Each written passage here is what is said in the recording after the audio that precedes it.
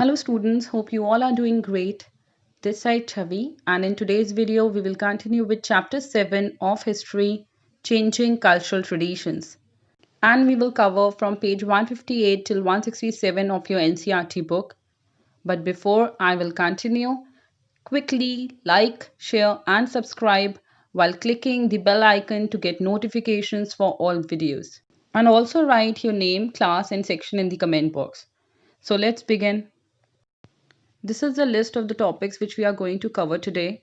It includes artist and realism, architecture, the first printed books, a new concept of human beings, the aspirations of women, debates within Christianity, the Copernican revolution, and lastly, was there a European Renaissance in the 14th century?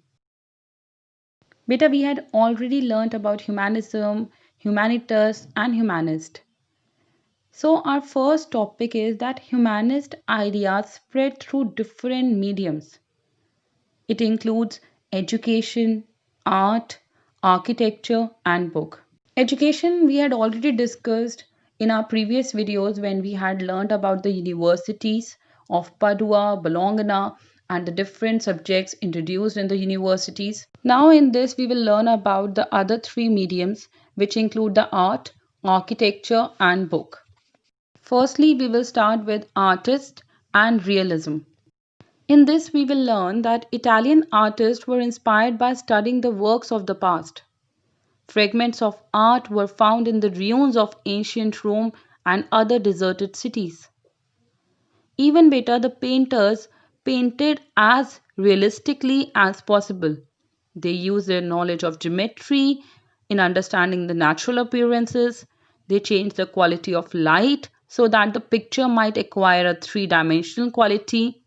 They used different kind of oils as a medium of painting and various other things. Because of using anatomy, geometry, physics, as well as a strong sense of what was beautiful, gave a new quality to Italian art, which was to be called realism, and this continued till the 19th century. Lot of artists were famous, out of them Albrecht Dürer, he was known for the sketch of praying hands. Donatello, he was known for his lifelike statues. And Andreas Vesalius, he was the first to dissect the human body. This was the beginning of modern physiology. Now we will learn about the second medium, that is architecture, which actually helped a lot in spreading the humanist ideas. Beta from 1417, the election of two rival popes had ended in Rome, and this made the pope stronger and encouraged the study of Rome's history. And because of this, ultimately, a new style in architecture rose. This was actually a revival of imperial Roman style, which was called classical style. Rich merchants, aristocrats adopted this style of architecture. Buildings were decorated with painting, sculptures, and relief. Thus, the Italian architecture in the 16th century copied many features of imperial Roman buildings. Some of the impressive examples related with this architecture includes the Pieta and its design, and the another one is the architect who designed the spectacular Duomo of Florence, as you can watch in the video. It's one of the beautiful architecture which was made in Rome at that time. Now the third medium, that is books. Beta, the Europeans were always remain indebted to the Chinese and Mongol rulers for the printing technology which they actually acquired from them and started in the 16th century. The effects were that earlier the texts were handwritten and only a few people could read. With the printing technology, a large number of books could be printed in a short time. In 1455, Johannes Gutenberg, who made the first printing press, printed 150 copies of Bible. And by 1500, many classical texts had been printed in Italy. Now it became possible for people to buy them because the books are easily available, and the students did not have to solely depend on lecture notes because printed books reached everywhere. People could buy books and know the new ideas which are actually printed in them. This helped in developing the habit of reading too. This also helped in spreading the humanist ideas across the Alps. Thus, we can say that the printing technology proved very advantageous for spreading the ideas and spreading the culture of education. Now, our next topic is a new concept of human beings. According to it, humanism implied that individuals were capable of shaping their own lives. Even if they were strongly attracted to materialistic things like wealth, glory, power, it doesn't make them irreligious, and this view was supported by Francesco Barbaro and Lorenzo Vella. Francesco Barbaro stated that the acquisition of wealth was a virtue. Virtue means beta gun, while Lorenzo Vella believed that the study of history leads man to strive for a life of perfection. He criticized the Christian injunction against pleasure. And lastly, the views of Nicole Mishlevy about human nature.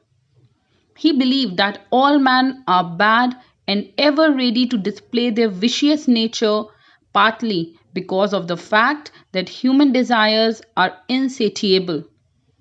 The most powerful motive Mishlevy saw as the incentive for every human action is self interest. According to him, the humans are only good when it paid them to be good. Our next topic is the aspirations of women. In this, we will learn about condition of women in aristocratic families and condition of women in merchant families, and you can make the difference in these two. Firstly, we will talk about the aristocratic families. Over here, men dominated public life and were the decision makers in their families. In this, they educate their sons to take their place in family businesses or in public life. At times, sending their younger sons to church to acquire education, women generally had no say in how their husbands should run their business and home.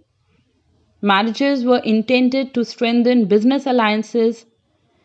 Even very important point that if an adequate dowry could not be arranged, daughters were sent to convents to live the life of a nun. So we can say that the public role of women in aristocratic family was limited and they were looked upon as a keepers of the household. While on the other hand, the condition of women in merchants' family is little different. Over here, the wives were given more importance. They were the ones who look after the business or the shops when the male members were away on work. Even the early death of a merchant compelled his widow to perform a larger public role than the case in aristocratic families. There are some women who actually done a notable work for the upliftment of the women in the society at that time, and it includes Venetian Cassandra Fiddle. She was a Venetian, means she belonged to Venice. She gave importance to the humanist education. Beta, she stated that although the education gave no reward and dignity to women, yet they should study. She gave importance to education a lot. She criticized the Venetian Republic for creating a highly limited definition of freedom that favored the men and ignored the desires of women. And the another one was the woman who had done a remarkable work. She was the Marchesa of Mantua, Isabella d'Este. She ruled the state while her husband was absent, and the court of Mantua, a small state, was famed for its intellectual brilliance. So, some ladies expressed that what they wanted from the society at that time. This is all about the aspirations of women, how women were treated, and how they want to be treated in the society. Now, the next topic is debates within Christianity. There were many causes which led to the debate within Christianity in the 16th century. And over here, it's written under the three subheadings. The first one is effects of humanism. With the spread of humanism, many members of the church in North Europe called on Christians to practice religion in the way laid down in the ancient text of their religion. The people, the humanists, asked them not to follow unnecessary rituals which were added at a later stage. The second cause which actually led to the debate within Christianity was the ills of the church. Christian humanists like Thomas More in England and Erasmus in Holland felt that the church had become greedy because it was extorting money at will from ordinary people. One method of extortion was the selling of indulgences. Indulgences over here means kharidna or to buy something. The people turn that much greedy that they try to create a fear in the mind of the people that whatever sins they had created, whatever sins they had done or committed, if they will buy things from the church, these things freed the buyer from the burden of the sins he had committed. The another reason for the debate was the grievances of the peasants and the princes. The peasants were fed up with the taxes imposed on them by the church. We had learnt about tithe and tail tax which were paid by the peasant. Because of this, they revolted at many places, and on the other hand, the prince did not like the interference of church in the state affairs. The humanists pointed out the judicial and physical power which were enjoyed by the clergies in the form of donation which they received was not genuine, and this raised the hopes of the prince against the authority of the church. And due to all these reasons, people started asking questions from the church. A young German monk, Martin Luther, started the campaign against Catholic Church. He stated that there was no need of a priest to establish contact with God. He asked his followers to have complete faith in God.